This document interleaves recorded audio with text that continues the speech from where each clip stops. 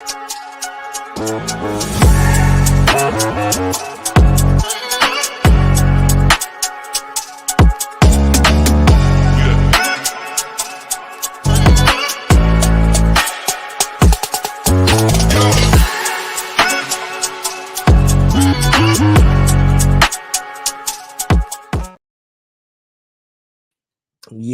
welcome back to another episode of PVT. I am your host, Moo, and I got my boy back in the building. What up with you, Will, big dog? What's up, man? What's going on with you, man? Appreciate you having me. Man, nothing much, man. You know it's another day, another dollar. We just go ahead and get straight into it with all the news surrounding the NFL draft and its prospects. The NFL Combine and its prospects: Caleb Williams, Marvin Harrison Jr., Malik Neighbors, Drake May of the sorts. There's been a lot of news and talks about them not competing or them opting out of the combine. So let me just go ahead and get your early thoughts about that. I think it's a huge mistake because the combine pretty much determines your draft position. It determines your draft stock, in my opinion. Um, and I think it's something that should be respected. I think quarterbacks should throw. I think running back should go through the whole thing of the of pro days, being scouted, things of that nature. I think it's a huge mistake because again, these teams use that to gauge your metrics, to gauge where you are, and to grade all that for your draft stock. I just think it's a mistake to skip out on all of that. Because you're pretty much, if you skip out on all that, then you're pretty much asking these teams to take you based off potential and just potential, and you can really hurt yourself that way. Okay, so what about the guys that say that they've put enough work in on film, or they put enough work, they have a large body of work through college and through high school, enough work on tape to where they feel like they really don't need to, you know, go out there on draft day or combine day and outside of answer questions and maybe do interviews for some teams, they shouldn't need to work out because they put enough work in on tape and put enough film together to where people should know exactly how they compete. What would you say to guys like that? I just think that, yeah, they did put tape out for what they did through the season, and I get that. I understand that, but that's active competition. I want to know where you are in terms of when, because the interviews matter. Your knowledge matters. I want you to be able to go up to a chalkboard, and if I draw up a play, I want you to diagnose it and tell me where to go. I also want to see your physical condition after the season is done. So I get it. You put your body of work in for that regular season, and if you did go to a bowl game and play, that's fine. But I still think that the combine is a huge part of the draft process, and I just don't agree with those players who skip out on it, and I think it affects their draft stock later on because that's what we're all conditioned to know. That's all these owners are conditioned to know. What did they do in the combine? Now, granted, sometimes you got some of these Tony Mandrises in the world who dominate the combines, then suck and then suck in the league. But for the most part, um, but for the most part, the combine has been a positive thing helping toward draft stock. Okay, I can understand that. Now, I definitely can reissue the same sentiments, right? Because when I went on a pro combine workout, it was more of drill work. Like we did a lot of drill work before we even really we did a short amount of team or short amount of like a competition period, but for the majority of the part, it was really just drill work. Got our boy Mel that's about to pop in. My dude, How we what doing? up, How we man? doing? My brothers, what's going on? How you Man, doing, man? we're just talking about these new recruits, these new booties coming into the NFL, but they're opting out of combines and opting out of pro days. Man, let's go ahead and get your thoughts about that. Fear. A lot of it is fear. When you're at the combine, you actually get to see yourself against the other prospects in the draft. So your speed is, you actually get to see your speed against other guys. You actually get to see height, arm strength. These are separators when organizations are looking at the draft. So when you skip these things and you go to a place, we'll take Caleb Williams and his pro day. We were going to talk about this tomorrow too, but we can touch on it now too as well. The reason why his pro day was very blah, you can't teach what he does in game or see what he does in game in practice. Exactly. So when you're asking him to take a 5-step drop, throw a ball on time, and do all those things, and then you find yourself underwhelmed by how he looks, is because he doesn't do it in the game. He's off script all the time. This is why the Patrick Mahomes comparisons are so prevalent when talking about him. So to see him do a 3-step drop, throw a slant, and do the things that you would watch a J.J. McCarthy do, or some of the other top prospects. So when you get to see the ball jump off his hand, it doesn't look like those guys, because that's not what he does well. Okay, so I'm gonna ask you the same question I asked Will earlier. What do you say to the guys that say they put enough work in on film and they put enough work in on the field throughout their college career and feel like they don't need to compete or feel like they can opt out of the combine or pro days because of that reason? I mean, I agree with some. I agree and disagree with it as well, because you can look at a guy on film and you have a certain idea on what you're getting, and then you can see that guy in person and feel totally different.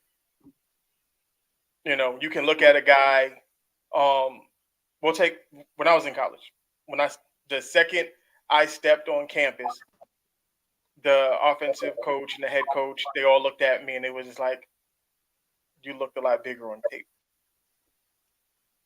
I can understand that. Yeah. Like, I get that. Yeah. And I was like, well, what do you mean I looked bigger? But then I also have to understand that my coaches also had me listed 6'1", 195, and yeah, I'm every bit, especially going to college. I was 5'8", 5'9", 175. I hate when they embellish stuff like that. I hate it. I mean, They did the same. They do it in the pros too. Because y'all know how they did coaches can be. Coaches, they gotta, they gotta put it always on. embellish. It's really not for college or the other coaches, because they're gonna do the Just the other coaches, they look at the depth chart and they was like, yeah. Shit, they got one guy. Hold on, wait a minute. So, but I definitely can understand both of you guys' sentiments on that, and I do think it's important because, like I was saying before Mel jumped in here, it's easy to see on the field work, on the field tape, other guys, and you're always in a game type situation or a game type feeling. But with these combine, it's more of a evaluation. Like when I was at, like I was telling Will, like the pro day that I did, it was more of an evaluation. Like we all kept saying, like we all gotta bring our A game, because this is essentially a job interview, right? For for not only this team but for a whole bunch of other teams and stuff. So make sure you just bring your A game in. Like when it came to just the drill, like we did a lot of drills, 40s, we did footwork drills, individual drills, all of that goes in because they want to see how you move lateral, how you move forward, how you move back, with all your instincts and everything like that. So I can understand that. If you're a top guy, I can sort of kind of get it. But if you're a middle or a mid, considered a mid pick or a second rounder, third rounder, what have you, I think it's even more important that you do the combine. If you're a top guy, okay, I still don't like it, but okay. But if you're second, third rounder, even a late first, I still think the combine is important. Yeah, I mean the biggest thing is what they really want to see up close. I'll take the wide receivers, for example. They want to see your ability to run routes. Yeah. How you track a football. They want to see it in 3D. They want to see it right now. They want to see how quick you get your hands up if you hold your hands late. Just the little things that they want to, that what translate to the pro level. What you were coached on while you were in college. Right. You Oh, know, definitely. the little things, just running a corner route, like how do you run it opposed to this guy over here? You know what I mean? They want to Yeah. see how you getting in and out of a break. It's just just the little nuanced stuff that they can't really tell on tape because it's not isolated on you. But when you get to the combine, now I can physically watch how quickly you get off the line, how you get through your routes, how you put your hands up. Do you catch the ball clean? Do you bobble the ball? You know what I mean? They want to. All of those things are what they want to see.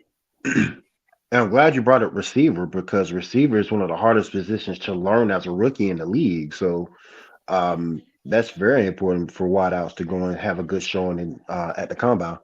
Mm-hmm. I Yep. definitely Very understand important. that. I can get that. Now, what would you say to the guys or to the fans that feel like,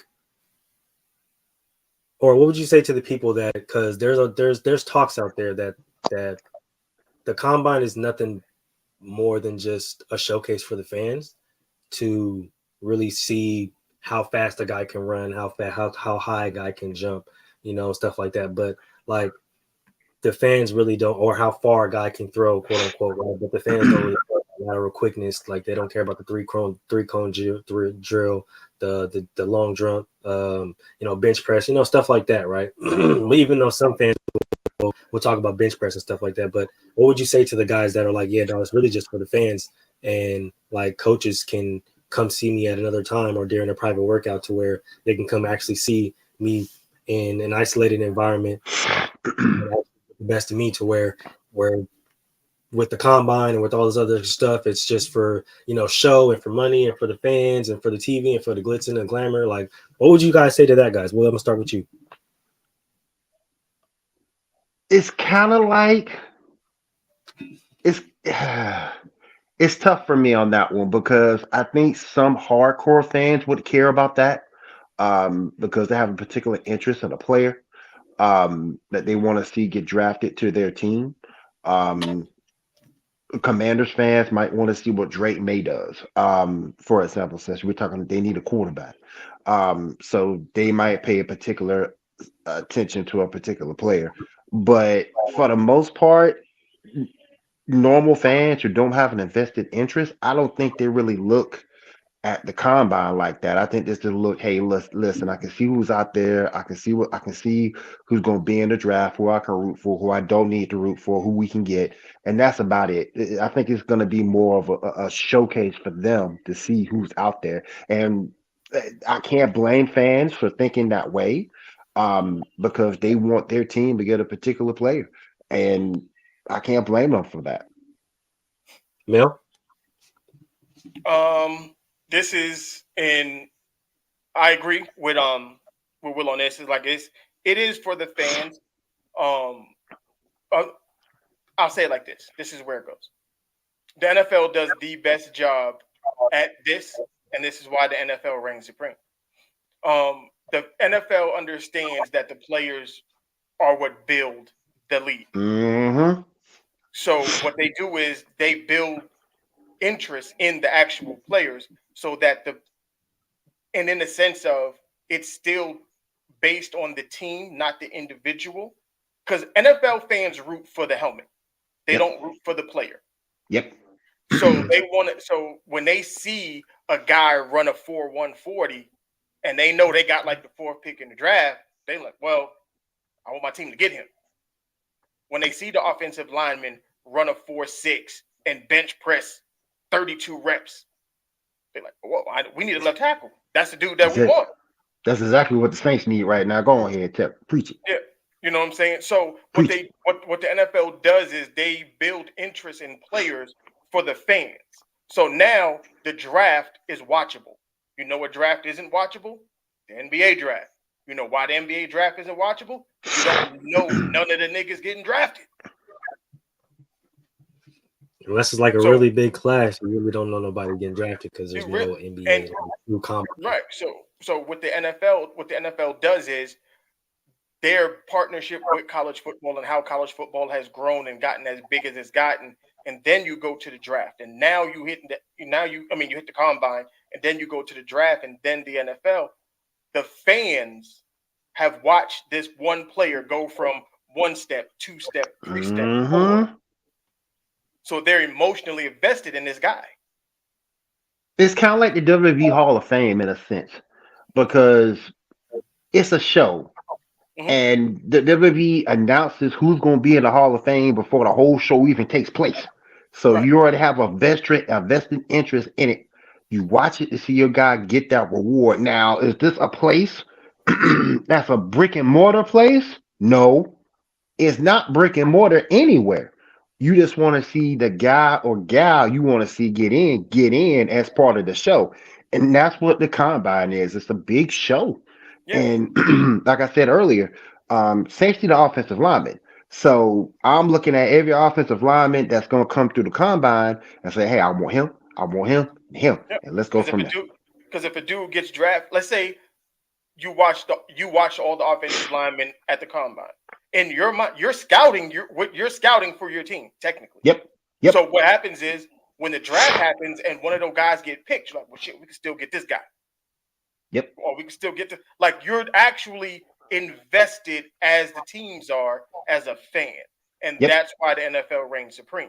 They make the fans, they get the fans engaged in the entire process.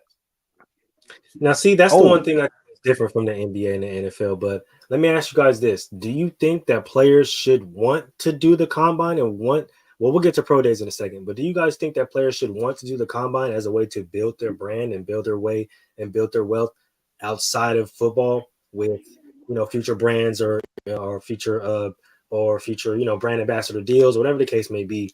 Um, Future contracts with jersey sales and commercials and stuff like that. Do you think these guys want to do the combine just for that reason, to build that case and build those fans? Because as you guys said, the fans are really, really important in this situation as well. So when you're gaining that traction and you're gaining that all of that fame and all of that exposure from all of these different guys, and guys want you to be on their team, and then when you do get drafted to their team and now they're going out and they're buying your merch, they're buying your jerseys, do you guys think that there's a difference in that sense, or do you guys think that guys that the players don't necessarily think about it in that sense while they're so young, and they probably should? Um, if I was in the process, if I was coming out of college and the combine was coming up and I got invited to come to the combine, I'm going 100% hell yeah. because what happens is this is not the NBA. They don't play. Most people don't really get to see you because you have a helmet on. This is Yep. one of the few moments where you don't have a helmet on. And I'll take the because I watched the combine, and Chris Carter was doing the interview on the side, and I forgot who the guy was, but Chris Carter was just like this dude. Like I don't even know who this dude is, but he looks like a supermodel instead of a football player. And he called his wife, took him, showed his wife, and his wife was like, "Nah, like that's a handsome dude. Like that's a handsome ass dude. Like that." But if the combine doesn't happen, does that happen? Because then what happened? NFL Network started tweeting about it, doing all this. Now Hmm. he was trending on Twitter for like 4 days. And I'm glad you said that because that's another important reason why I think guys need to do it because we are in the era of social media. And Hmm. what you do in the combine is going to be tweeted, it's going to be on Facebook, it's going to be all over social media. So if you Hmm. don't have a brand already, it's about to hit. You It's can build it. about to hit. Yep, you can build it. We can build it. That's a really solid point. That's a really solid point. Now I think it comes to a point where, do you guys think it comes to a point where, like, a lot of our past shows we talked about lack of competition amongst the younger crowd or amongst these younger athletes, and with a lot of the top quarterbacks, a lot of the top quarterback prospects choosing not to throw or choosing not to compete in drills. Do you think it is a lack of competitive spirit, or, like Mel said earlier, they're scared to really put their skills on I guess on not only just on paper but on film against the best competition, the best of the best, because this is the combine after all. So all the best of the best guys, if they're not hurt, are going to be there showcasing their skills. So do you think that the Caleb Williams, the Drake Mays, the Jaden Daniels, the guys who opted out to throw, the Malik Neighbors, the Marvin Harrison Juniors, even though we really don't have to question his ability, but do you think that there's in some people's mind that there's a lot of wanting to compete against the top guys to kind of like save their brand in that sense? What?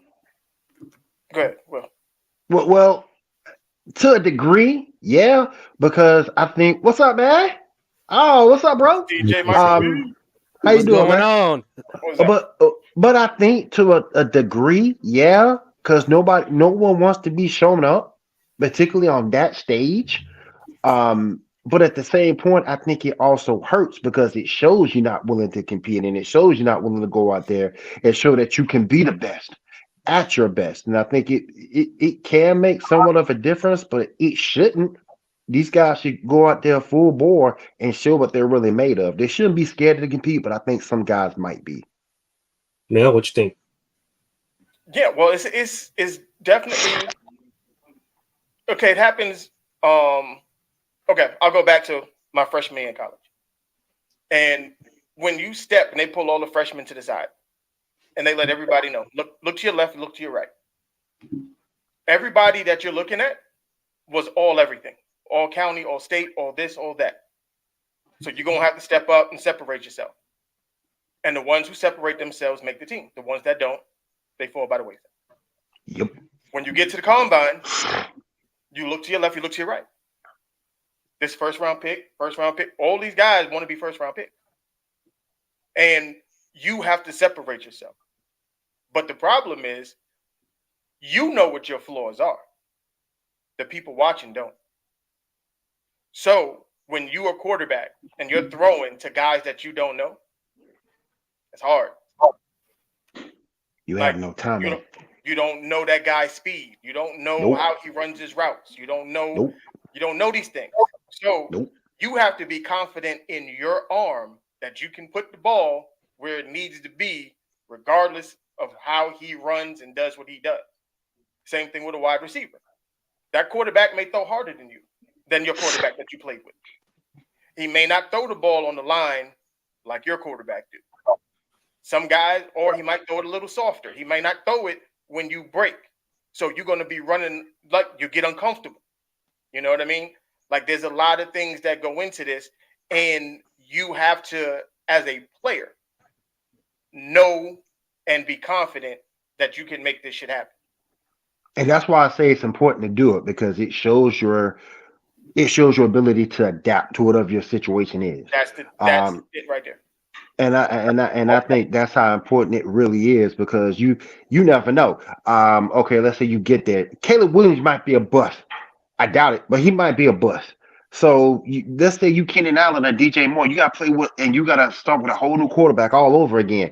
Okay, you have to show the ability to adapt, and those guys or veterans, they can adapt. So that's what you have. That's what you have to show these GMs and these owners, that you can do that you can succeed regardless of the situation. D-Hop did it for God knows how long. So you got to show it. You got to go out there and show that you can adapt regardless of what your roster is. I understand that. We're gonna get my boy DJ Micah B in here. We talking about a lot of these college prospects or college stars opting out of the combine. We're gonna get to the pro day in a little bit, but mainly right now we're focused on these guys opting out of the combine. So I'm gonna go ahead and get your thoughts. Do you think that these guys should compete in the combine, or do you think it's something that they're kind of onto with opting out? I think it's a little bit of both. And the reason why I say that is because I have this thing where I hear other football guys say, look at the film. The combine can only show you your potential. It's not going to show what you can actually do already. But I also do know, if I was one of the best college athletes, I want to go out there and show them, hey, I'm the best of the best, whether it's potential or whether it's the tape on the field. But again, the thing says old school mentality. That's my mentality. Like, Even basketball is another one where it's just like these guys don't want to compete. It's okay for the other guy to go off as long as I get mine too. I don't play that. Like if I'm on defense, if I'm playing corner, DB, free set, whatever it is, my job is to stop you and make sure you don't get these numbers. If we're competing, lifting weights, and you get 16, my job is to get 17. That's just the way it is. That's just the way some people are wired and other people aren't wired like that. And that that's a mentality that transcends the game. Any game or anything in life that you do, it just transcends. That's what makes winners winners. When you hear people talk about, hey, what was the guy that the Texans drafted a couple of years ago? And they were worried about, oh, his motor says, oh, if Oh, it I can't. And they worried about his motor because like he doesn't go to the other side of the field and make the play. As long as it's not coming to his side of the field, he's not worried. But I mean, you can be filled with all the talent in the world, but if you ain't willing to compete and go out there and put it all out there on the field and leave it out on the field, what you here for? You just here yep. for a check. Just like most of us go to work now and just like, I don't want to be here, but I'm gonna do it exactly what's required of me to make a check and go home. So Okay. I mean, And they now I also just want to say this. Now I also want to say this too, as part of the process. And I said it earlier. I think the interview process is also very important too. I Yeah. think it's very important for these players to meet these GMs, to show their wares, to show that they are of character for these teams to draft. Because I know most GMs put a lot of things, quote unquote, on character for these guys to be drafted and entrusted with the contracts that they receive. So I Right. think that's another reason why they should go is because of the interview itself and to show knowledge of the game that they have. Good. I'm gonna go to a whole nother place with this real quick. So, pardon me. I'm glad you brought up the interview process. That is, to me, that is very, very important. As a GM, as a head coach, um, the guy that I'm bringing into my organization, I would want that person. I would want to see that person and see how they represent themselves.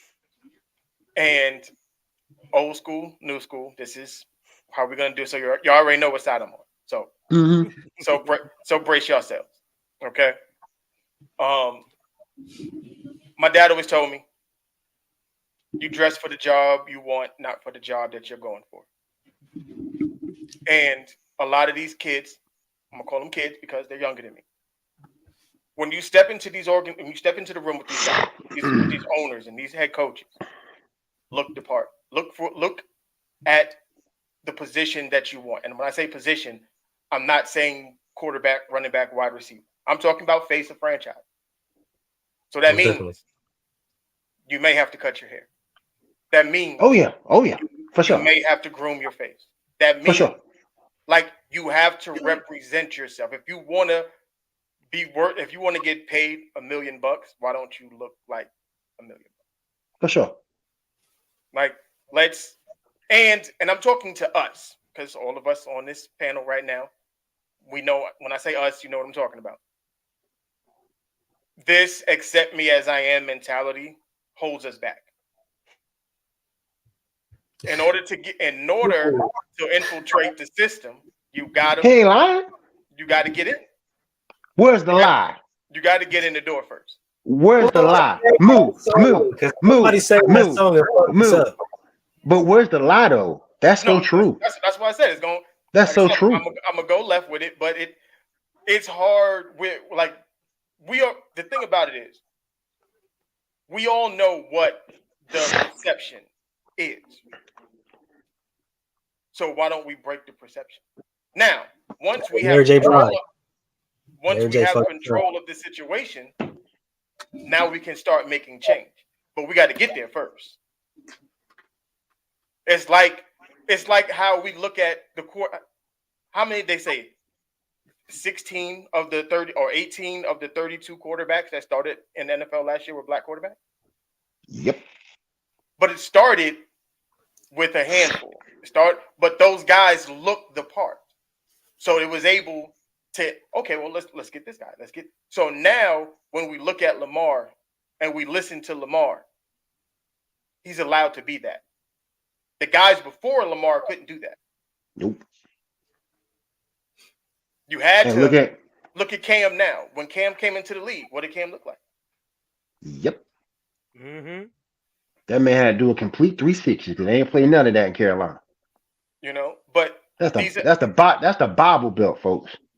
so let's just I know that's totally not what we was talking about. And that's why I said I'm gonna go No, something left. no, but you ain't No, but but you I ain't mean, lying though. You ain't lying though. But no, but let's see, tie it Mel, into that part. it does fit in though. It fits Yeah, in. let's tie it into Just that though. Let's tie it into that. Let's tie it into that.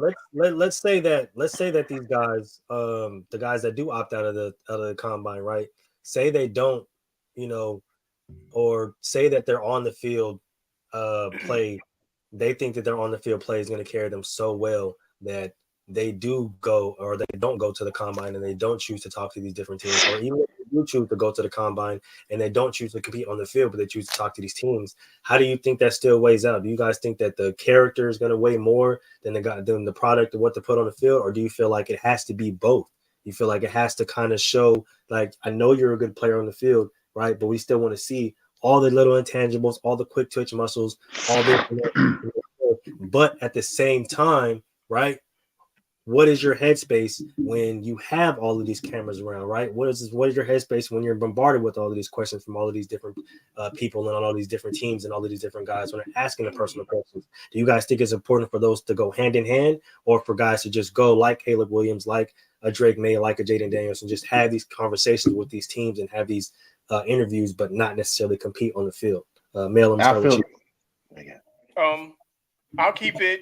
I was gonna, I'll keep it with Caleb, and just as simple as Pat McAfee. Pat McAfee had a certain however he viewed Caleb is how he viewed Caleb, and then Caleb went to the combine. He was shaking hands, kissing babies, doing all of the things. It changed his whole perception of Caleb Williams. So I guess it depends on who you're influencing by what it is that you're doing. Because maybe Pat McAfee thought, I want to see what kind of man he is. And by him going out, introducing himself to the production crew, all of the guys running the drills, the coaches, and, shaking hands, being a politician.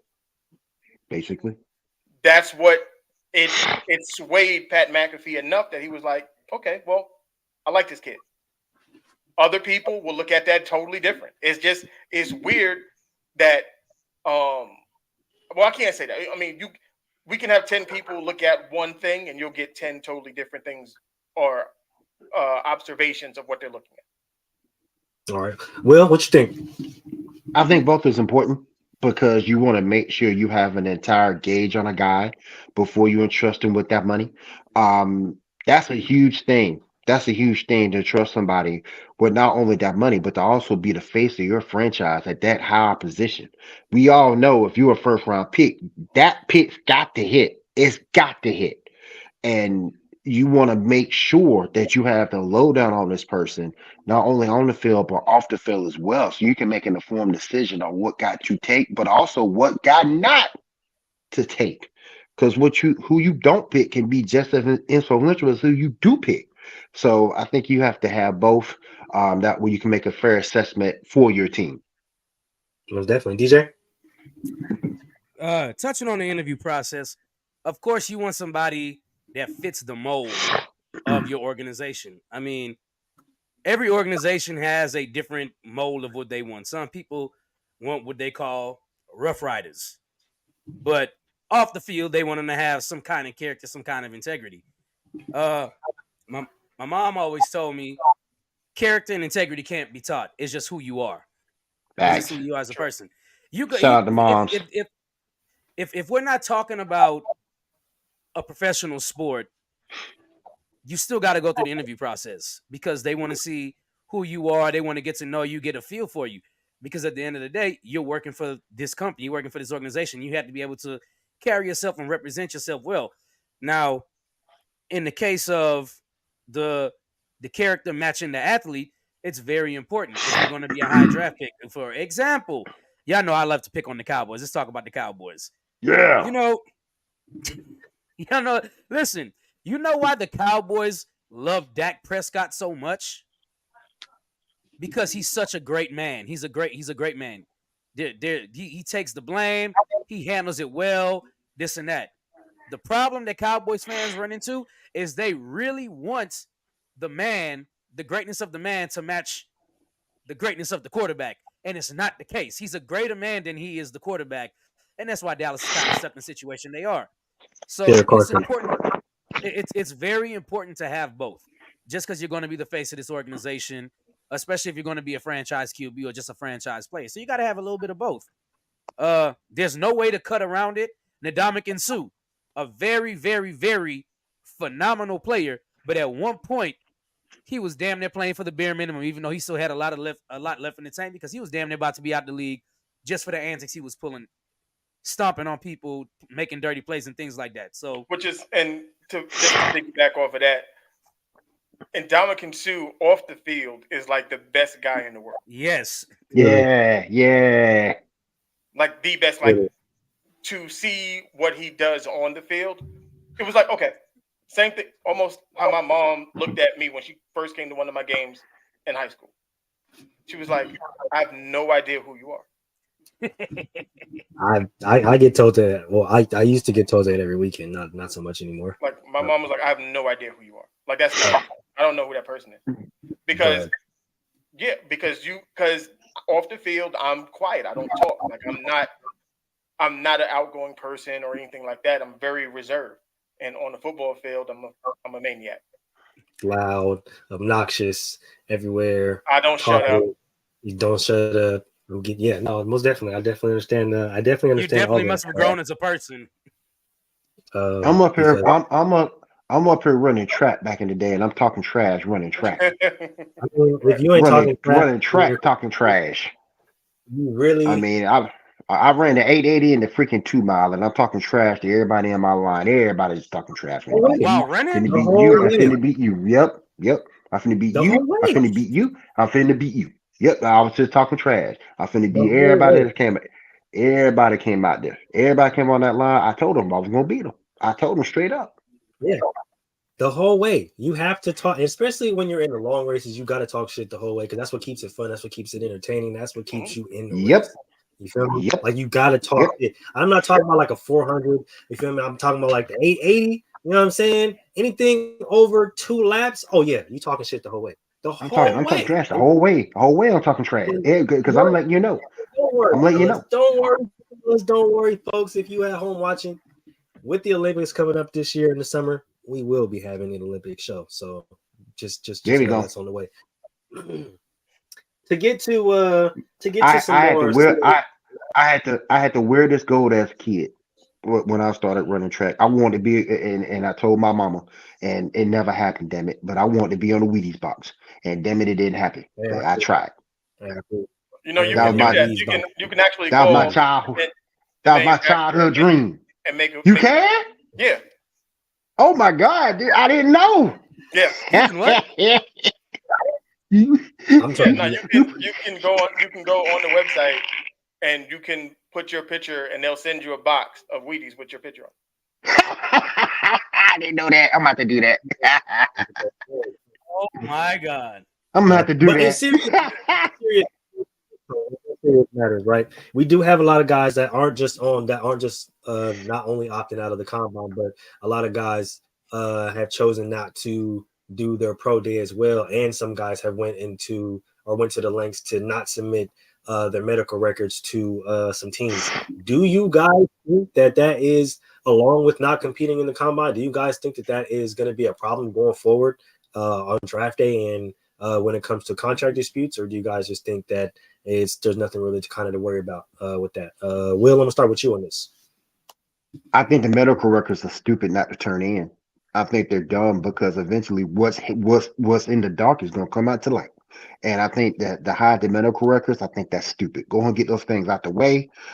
Pro days, I've never been too much of a fan of pro days because I don't think the player takes them seriously. I think the players just motion along. I don't think they really give it their all on pro days. I'm just going to go out there, smile.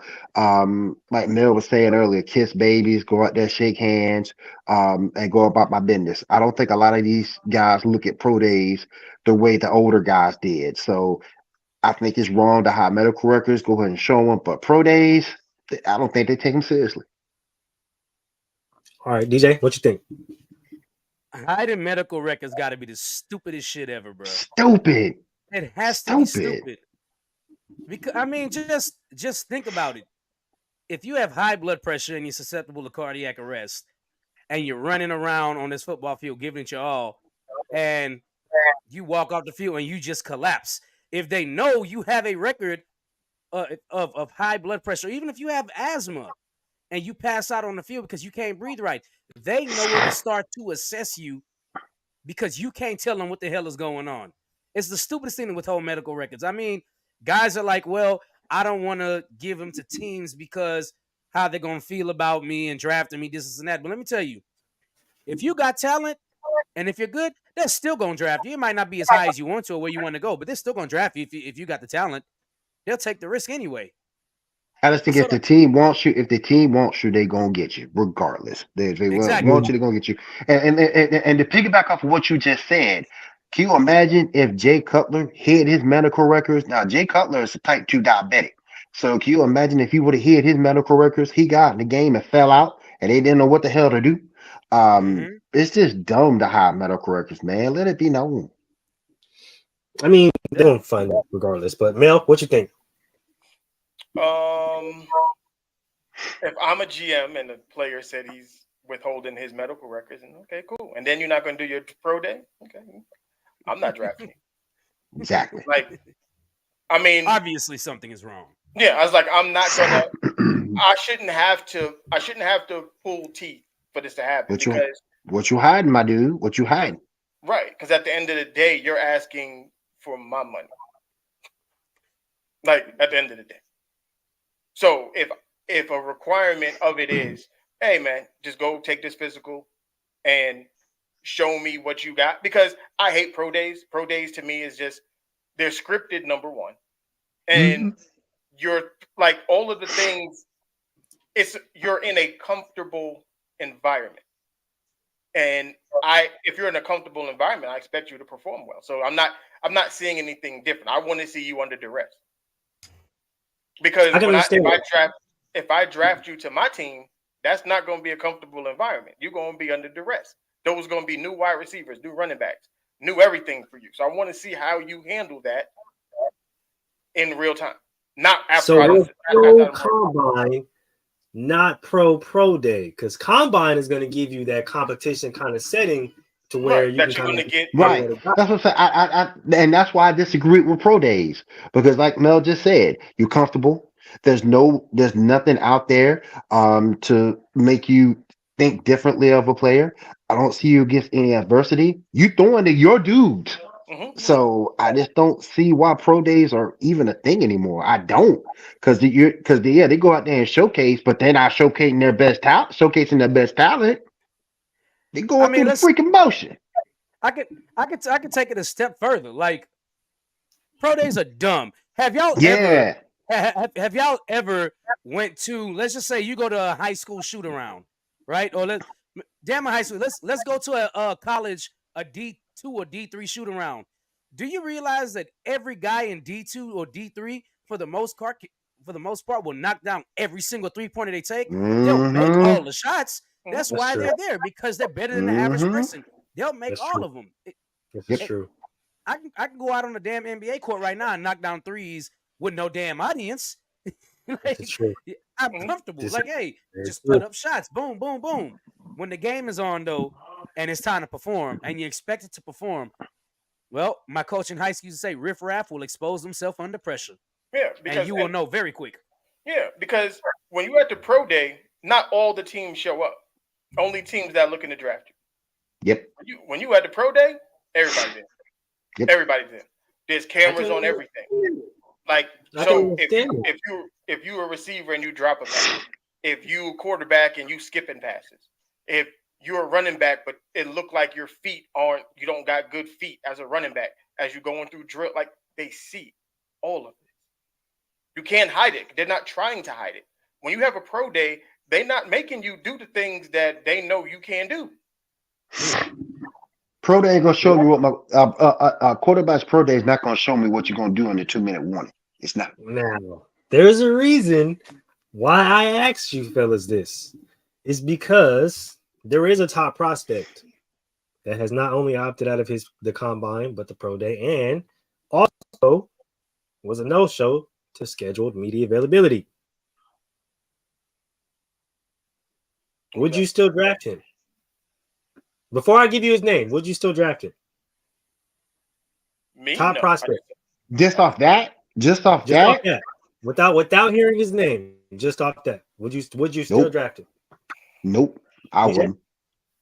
I wouldn't And because it seemed like he cares more about his brand than he would about Because I know who it is. my organization.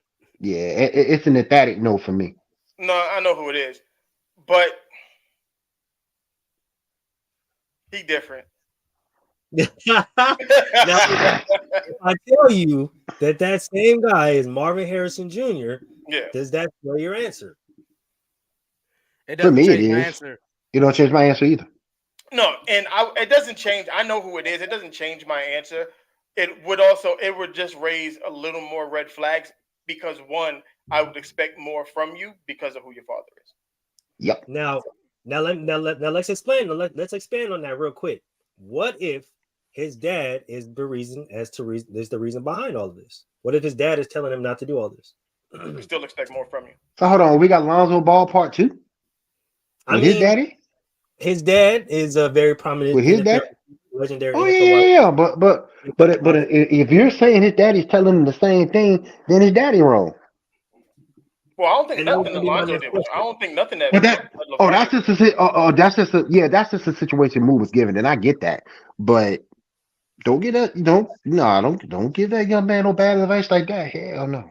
And that's gonna be my next question, right? Because you see a lot of guys that are very close, very tight knit with their parents, and You know what see it a lot is? of parents coming out speaking on certain things on behalf of these players. Now, is it going too far to say that a lot of these parents are telling their kids not to compete or not to do this, not to do that? I would do it like this. Why is that a bad thing? I would take parents telling their kids something that they have no idea about. You fucked up. Yep. If Marvin Harrison is telling his son, don't worry about that shit. I don't agree with it, but at least I know he's getting it from someone who's been there, done that. Like it is, I don't agree with it, but I am going to value the opinion of an alum of the NFL and former great Hall of Fame wide receiver who's advising his son. And also understand this too. He's coming from that experience of going through it himself. So he can say you don't need to go through this bullshit, or this bullshit, because none of it damn matter. So from that point, I get you. But from my standpoint, and speaking as a Saints fan for what we need, I wouldn't draft. Nah. DJ? I mean, he might be getting it from his dad and things like that. But let's be serious here for a second. What's the word I'm looking for here? Past instances show in most sports that when the parent was a superstar, the kids don't come out superstars as well. And that's a lot of the times. Bronny. And more importantly, past superstars aren't really that good at assessing talent. And that's a fact. Like we've seen a lot. They're horrible. I mean, just go by Michael Jordan's track record. You already know what time it is. You know, so like look at Bronny in college. I mean, I feel like we're a lot on Bronny, but we'll get there. We don't have to talk about Bronny yet, just because. I mean, Bronny had the whole thing, and we just don't know how good Bronny is yet. We kind of don't. We know how good he is. Yeah. Shut up, Mel. I'm trying to get a man the benefit of the doubt, Mel. Let that man live. I am more of a fan of LeBron's kid than I am of him, for the record. I said Bryce is going to be the one. It's not going to be. Oh yeah, for sure. I think Bryce going to be that one for real. Yeah, me too. But Bryce going to be the one.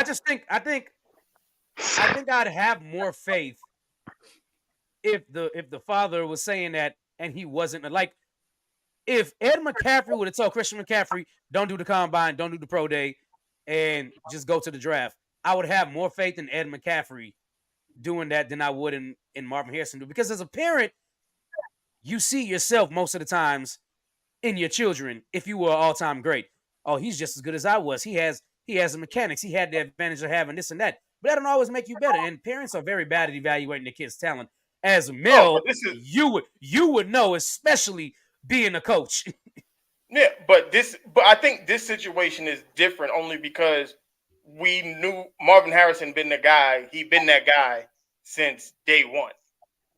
It's not like he's not a fringe dude. Like, that's not who Marvin Harrison Jr. is. Like, he is literally like, he's Randy Moss on steroids. Like, we know that. We could know that, and it could not translate. No, we've seen it. But we've seen it on tape, though. Like, of course we've seen it on tape. Like, it's not like he's just a he's a fringe guy who has a superstar father. Like, he has a superstar father, and he's a fucking superstar junior. As far as college. Now, let me I get it about that, but though. There's been times that people have been superstars in college and don't translate to the NFL. Name the superstar kid. Name the superstar kid that from a superstar father that didn't translate. I don't think a lot of superstar kids. I can't name you one but here's what I'm saying. I can't name you one that had a superstar father and was a superstar in the NFL either. That's what I'm saying. Off the top of my head. You have seen it in baseball, though. I've seen it in baseball. I've seen it in basketball a lot. All I'm saying is, you consider Arch Manning? Would you consider Arch Manning? Archie wasn't a superstar, though. He's a good quarterback. No. He was a good quarterback. And that's why I had to ask if you consider him a superstar. Because no. He part of the Aints. No. He part of the Aints. That's true. I wasn't gonna bring bags over their head. Part of the Aints. Archie's ain't a good. superstar at all. We'll see as time goes on how good Archie actually is, but I don't no. No, not Archie Manning. Because he's talking about Archie. He's talking about Eli and Peyton. Oh. Now, I mean, let's expand on that real quick. But even Arch, his father wasn't a superstar. His uncle was a superstar. What? His dad was a superstar until he got hurt, because he was a superstar receiver until he got hurt. In high school, he was nice as shit in high school. Yeah. Odell Beckham dad was nice. Too. Let's expand on that real quick, guys.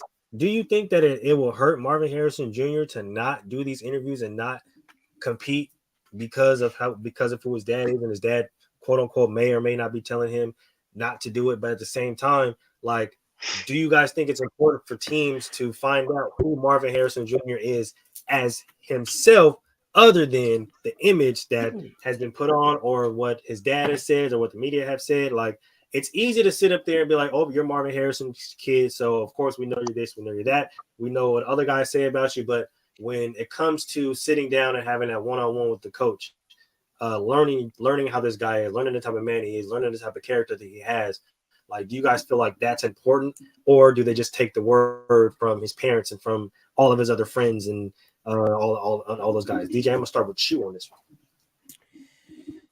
I think not doing the interview process probably hurts him more than skipping the pro day or the actual combine, because you want to get to know the person you want to draft. So I think the interview process hurts him a little bit. But let's be serious here. If you're a superstar, they're going to make the damn exception anyway. I mean, it is if you have the talent, it's going to make the exception. You've seen many athletes go to jail because of their talent and their skill. They'll get a second chance regardless, just because that's how good they are, or they were at a point in their career. So no, right. I mean, if you tell me, hey, he's not doing the interviews, he's not going to do the pro day, and he's not going to do the combine, but he was number one, but now he's going to drop down to like 5 or 6, that makes a difference. But if you're getting picked outside of the top, let's say top 2, and they still draft you between 3 and 10, it doesn't make that much of a difference. The only difference is what team you were going to go to. I think it's still important, because I think locker room matters, and a lot of these teams don't want another Deontay Johnson, Because when we look at Deontay, look, brought a lot of BS to that locker room, and when the BS overlaps the productivity, they're gonna ship your ass out of there, and that's exactly what happened. So I think that you still have to have both, no matter who you are, because the locker room matters. Yeah.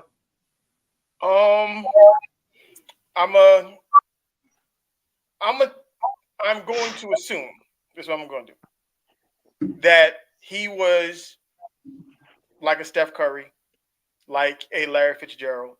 He grew up on the sidelines with a lot of these teams. He walked like they know him, like they watched him grow. You know what I mean? He was Most at the definitely. Pro Bowls. He was at the at the Super Bowls as a kid. They watched him grow. A lot of these organizations watched him. You know what I mean? So it's same thing like when you like when they was talking about Larry Fitzgerald when he was coming out, and when you realize he was the ball boy for the Vikings when he was a kid or something. I forgot Mhm. who he was the ball boy for something. I forgot what team it was. It was And Vikings. and all of the players and the coaching staff, everybody knew who he was. From a kid, they watched it. And I'm assuming with him, he's been around a lot of these teams. Like they know him. They watched him grow up. He's a legacy kid, so he's a little different. So Mhm. he gets this pass because of who he is. That another wide receiver, you don't have that luxury to do that. It's a Like double Malik. standard. It's a double standard, but it only So applies to those who are allowed to have that. so let me ask you this. So to me, Danny Dimes got in the league not for his experience, but for who he knew at Duke. So are we looking at the same situation here with Harrison Jr.? No, he's getting he got Are all we the are, love. are we giving him a pass because of legacy? Because No, he's to the best. me, He's the second best wide. He might be the best prospect in the draft.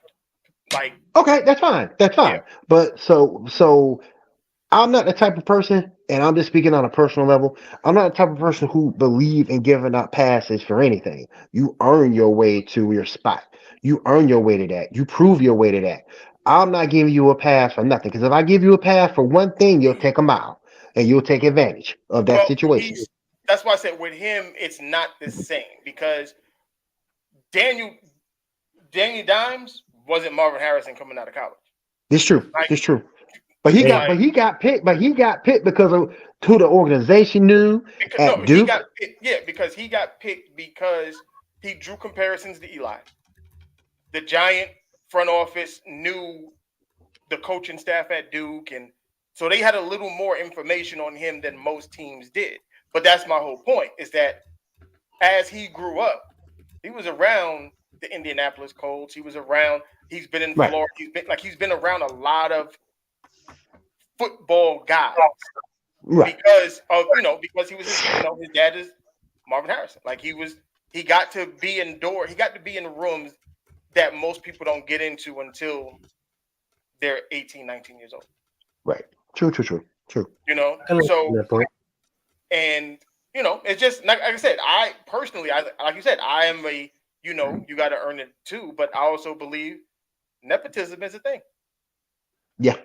That's a good point. All right, fellas. Before we get out of here, I'm gonna go left to right. Top 2 picks in the draft. Now, Mm. Damn. I'm gonna call this. This is what I'm gonna do, and I'm gonna call it now, and we'll see what happens. Because I think some goofy shit gonna happen at the top of this draft. That's why we're gonna talk about this. This will be my preview for tomorrow's show. Watch Inside the Huddle, everybody. Watch Inside the Huddle. The Bears are gonna trade. They're gonna fly. They're gonna switch picks with Washington. I can see that. Caleb's not going I to can Chicago. see that. I can see that. I can actually see that. Washington and Chicago gonna swap picks. Washington's gonna take Caleb 1, and then the Bears at 2. This is where it gets dicey, though. This is where it gets dicey. I don't know if they take Jaden Daniels, or this one's gonna hurt my soul, my man JJ. But one of those two. Will? I think Chicago. I can see where Mel's coming from though, but I think Chicago let go of Justin Fields because they believed in media hype that Caleb Williams is the next the next thing of Patrick Mahomes. I really think that's why they let go of Justin Fields. They don't want to miss out like they did with Trubisky. So um I think they take Caleb Williams. I think it's a big mistake. I think it's a mistake, but I think that's what they'll do. And then I can see Daniels going to Washington. I just don't. And some people look at me like I'm a Drake May hater. I He just sucks. don't. I just don't like Drake May. No, he sucks. I don't like him. He sucks. I just don't like him.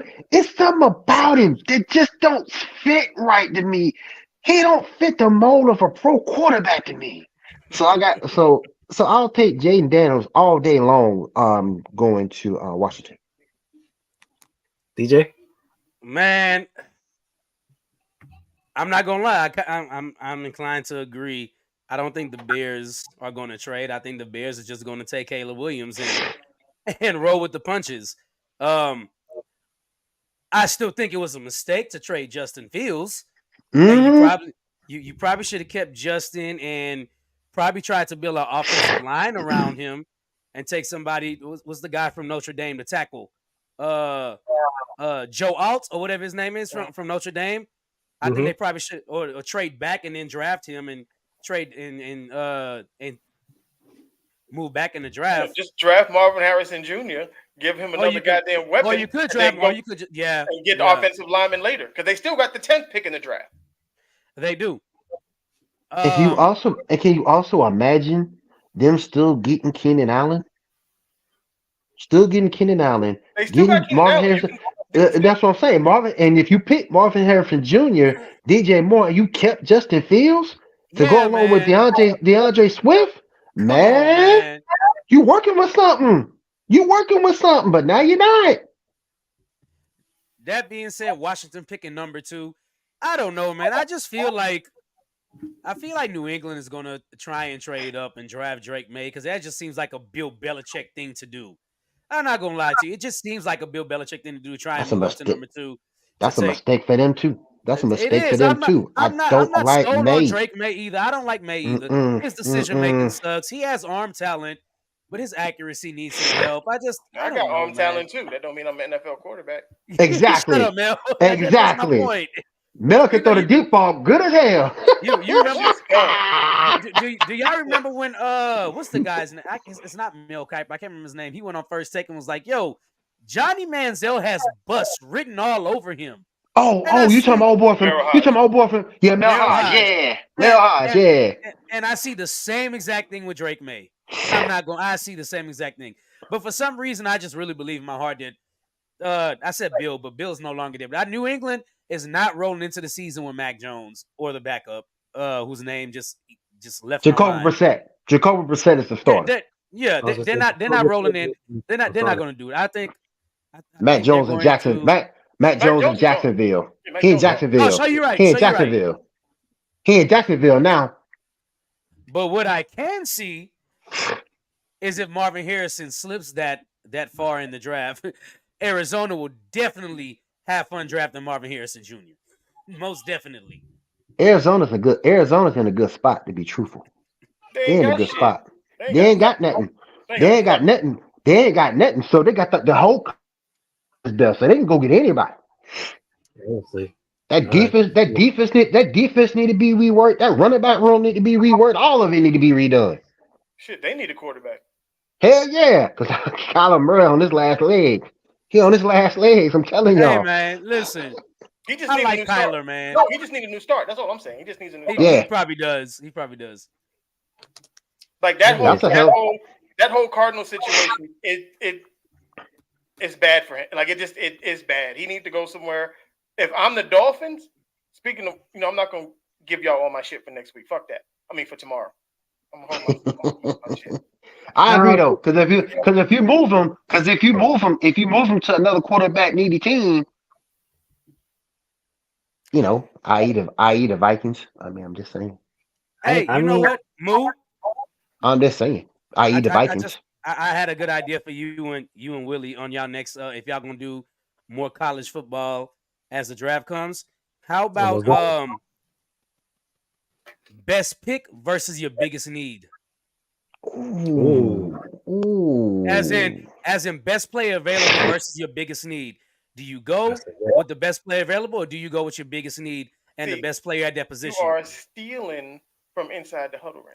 I'm not. Y'all ain't tell me none of y'all plans, man. You ain't even have to go that far. Y'all didn't tell me none of you didn't have to go that far. You didn't. We building up to the draft. Damn it. Man, Mel, my bad. I'm not in the inside the huddle shit. I didn't know y'all had that coming, bro. See? listen. That's how you know I do this too. just think alike. Saints at 14, go get your need, cuz you need an offensive line to go get your need. Yeah, no. Go get your need. That's definitely part of what we're going to talk about. Is just that's the problem with teams during the draft process, is that everybody gets caught up in, oh, well, he's the best player available. I don't give a shit. Do we need him? No. Exactly. Fuck him. Exactly. What? All right, fellas, we're gonna go ahead and do final thoughts.